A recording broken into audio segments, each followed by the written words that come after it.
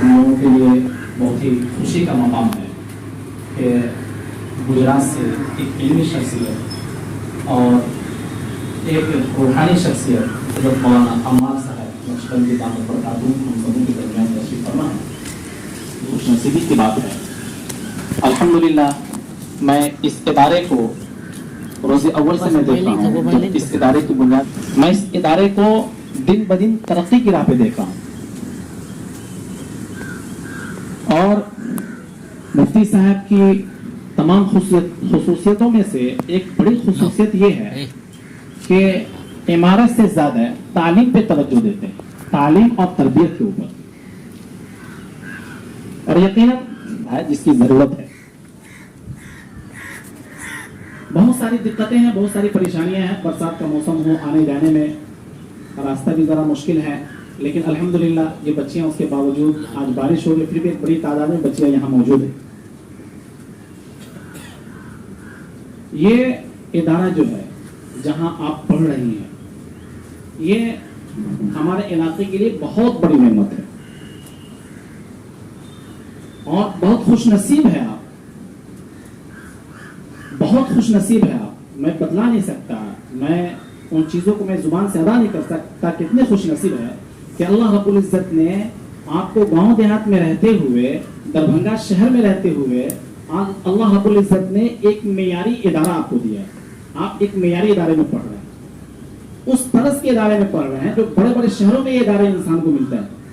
یہ ادارہ جو ہے بڑے بڑے شہروں میں ملتا ہے۔ میں اپنے بارے میں بتلا رہا ہوں کہ میں جب لکھنؤ میں پڑھتا تھا، میں وہاں بچیوں کو اسکارف میں یا نقاب کے اندر مہذب طریقے سے جب میں مدرسہ جاتے ہوئے دیکھتا، اور بہت ساری بچیاں جو دربھنگا یا سیتامڑھی یا ملک کے مختلف حصوں سے تعلیم حاصل کرنے کے لیے لکھنؤ آتی تھی تو دیکھ کر کے رشک ہوتا تھا۔ ہماری بھی خواہش تھی کہ ہماری بھی بہن پڑھے ایسے اداروں کے اندر، لیکن نہیں ہو پایا یہ۔ اسی طرح ہمارے بہت سارے دوست تھے جو اپنی بہنوں کو حافظہ یا عالمہ بنانا چاہتے تھے، خواہش تھی، لیکن اس چیز کو پورا نہیں کر سکتے حالات کی وجہ سے، اخراجات کی وجہ سے، بہت سارے مسائل، سفر کا معاملہ ہے، لڑکیوں کا معاملہ بڑا نازک ہوتا ہے۔ اللہ کا لاکھ لاکھ شکر ہے کہ اللہ رب العزت نے ٹھیک اسی طرز پہ ایک بہترین انداز میں ادارہ اپنے علاقے میں اللہ رب العزت نے دیا۔ بہن کو تو میں پڑھا سکا میں، لیکن میں اپنی بچیوں کو یہاں ایڈمیشن کروا لیا ہوں۔ آج ہماری بچیاں یہاں پڑھ رہی ہیں، ہمارے بھائی کی بچیاں پڑھ رہی ہیں، دوستوں کی بچیاں پڑھ رہی ہیں، رشتہ داروں کی بچیاں پڑھ رہی ہیں، علاقے کی بہت ساری بچیاں پڑھ رہی ہیں، انشاءاللہ اور بچیاں یہاں آئیں گی۔ اسی وجہ سے آپ اس کی اہمیت کو سمجھیے، آپ ایک مہذب طریقے سے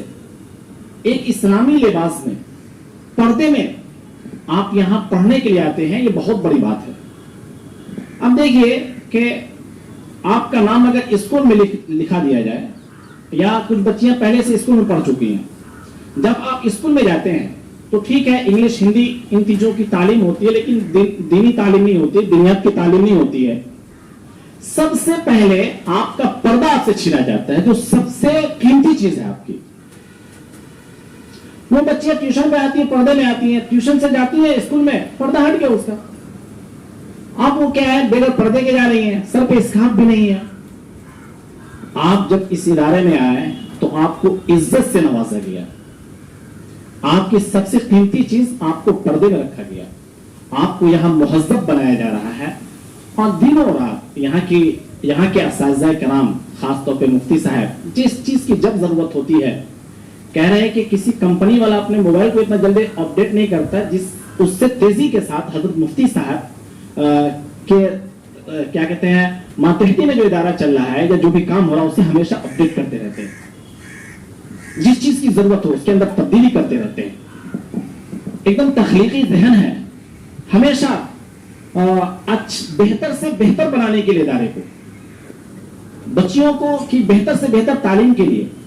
اور اصلاحی تربیتی پروگرام جو معاشرے کی اصلاح ہو، ہر چیز کو بہتر سے بہتر بنانے کی کوشش کر رہے ہیں مفتی صاحب الحمدللہ،